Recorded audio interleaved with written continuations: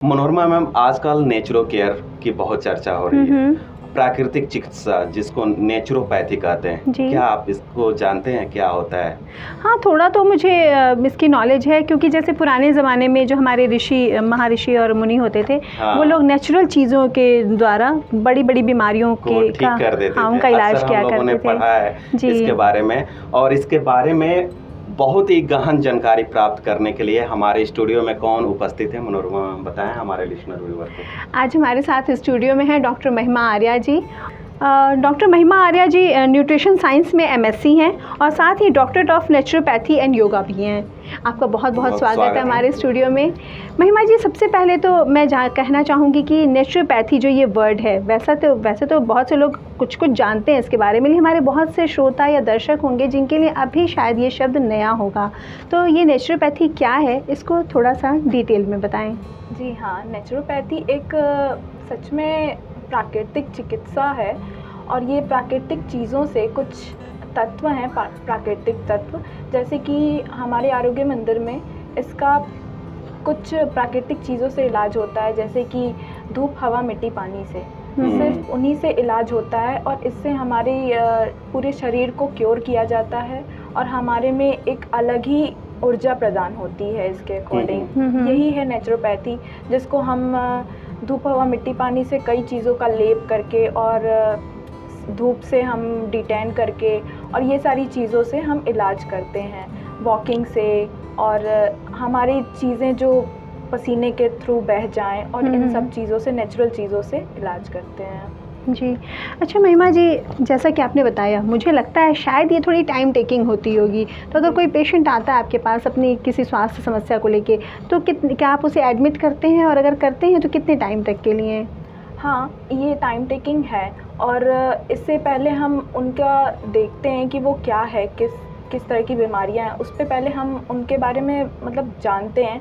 आप टेस्ट करा लीजिए, किसी भी तरह से टेस्ट करा के जानते हैं कि इन्हें क्या प्रॉब्लम है, और पर्टिकुलरली इन्हें किसी चीज़ से ज़्यादा दिक्कत तो नहीं है, और अगर हम ऐसा करेंगे तो उनसे कुछ साइड इफ़ेक्ट भी ना हो, इसका भी ध्यान रखते हैं। इसलिए पहले हम टेस्ट लेंगे, फिर उसके बाद ही एडमिट करते हैं कि वो एडमिट होने के लायक हैं कि नहीं है, क्योंकि नेचुरोपैथी में ये चीज़ उन्हें खुद ही करनी पड़ती है, कोई उन्हें सहारा नहीं देता है। वो इतने मतलब हेल्दी होने चाहिए कि आप खुद ही से टहल सकें, खुद ही से आप वर्कआउट कर सकें। बहुत ही ज़्यादा वीक होंगे तो सहारा भी मिलता है, तो पर ये चीज़ें ज़्यादा से ज़्यादा आप थोड़े से दिक्कत ज़्यादा मतलब फर्स्ट स्टेज पे अगर किसी भी चीज़ों की दिक्कत हो तो आप तुरंत जाइए। मनोरमा मैम, हमारा ये जो सीरीज है रूप मंत्र, तो नेचुरोपैथी का और सौंदर्य का कितना बड़ा संबंध है, इसके बारे में आप क्या कहेंगे डॉक्टर? नेचुरोपैथी और सौंदर्य का संबंध आप कह सकते हैं, क्योंकि जब हम अच्छे से खान पीन करेंगे और अच्छी डाइट लेंगे, अच्छे से हम उसका अच्छी फल सब्जियां खाएंगे, तो ऑटोमेटिकली हमारे चेहरे पे इंस्टेंट ग्लो आएगा, और हमारी बॉडी निखरेगी, और हम बहुत हेल्दी रहेंगे। इससे यही लाभ है।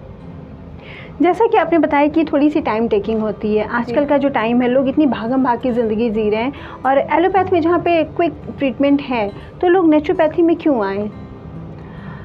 एलोपैथी में ट्रीटमेंट तो है, बट वो इतनी जल्दी रिकवरी हो जाती है कि उससे कहा नहीं जा सकता कि रिकवरी के बाद कितने टाइम तक वो नहीं आएगा, वो उभरेगा नहीं।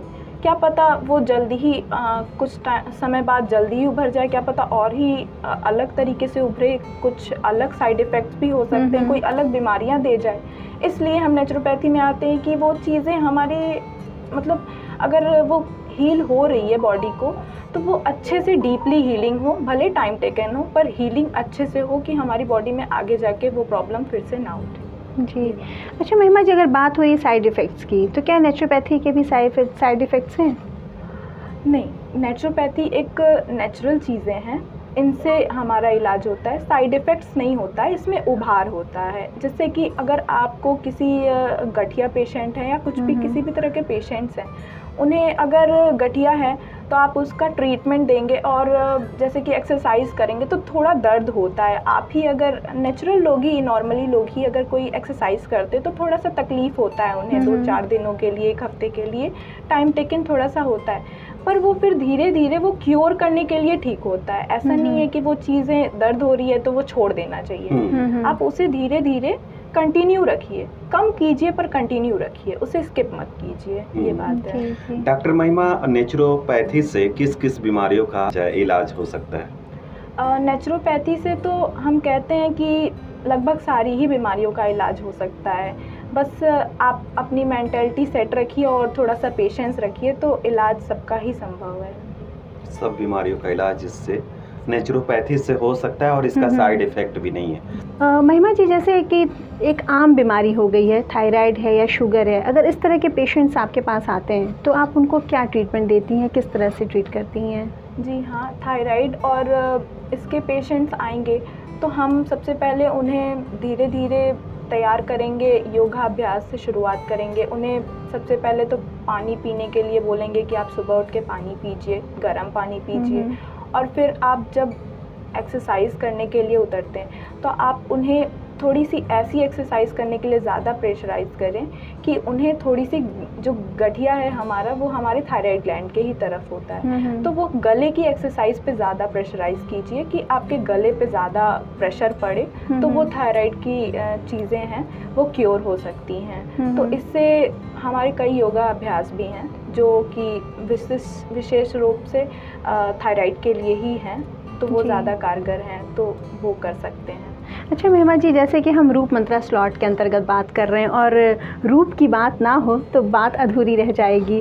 तो आजकल जैसे महिलाएं, युवतियां हैं, ये सभी जा रहे हैं स्पा में, पार्लर्स में, हज़ारों रुपए पानी की तरह बहाती हैं सुंदरता के लिए। तो इसमें आपकी जो चिकित्सा पद्धति है, इसमें महिलाओं की सुंदरता के लिए क्या तरीके हैं?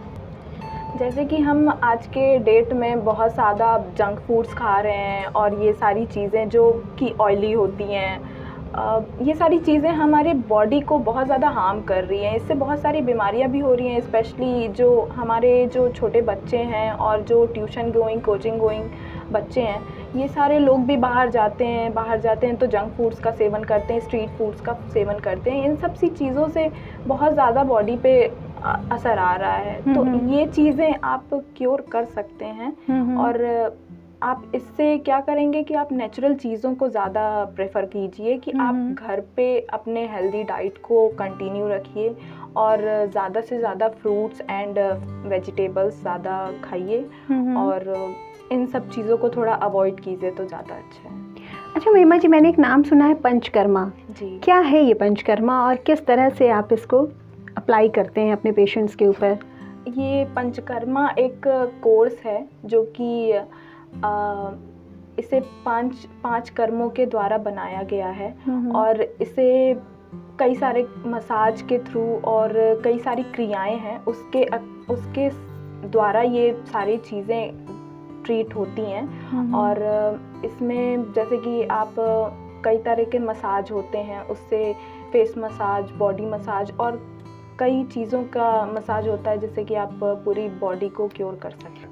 तो महिमा जी ने अभी जैसे बात की मसाज की, तो मेरे दिमाग में आ रहा है रूथ सर कि जैसे अगर अलग अलग बीमारियों को लेके पेशेंट्स आपके पास जाते होंगे तो क्या हर पेशेंट के लिए अलग अलग मसाज भी होते होंगे?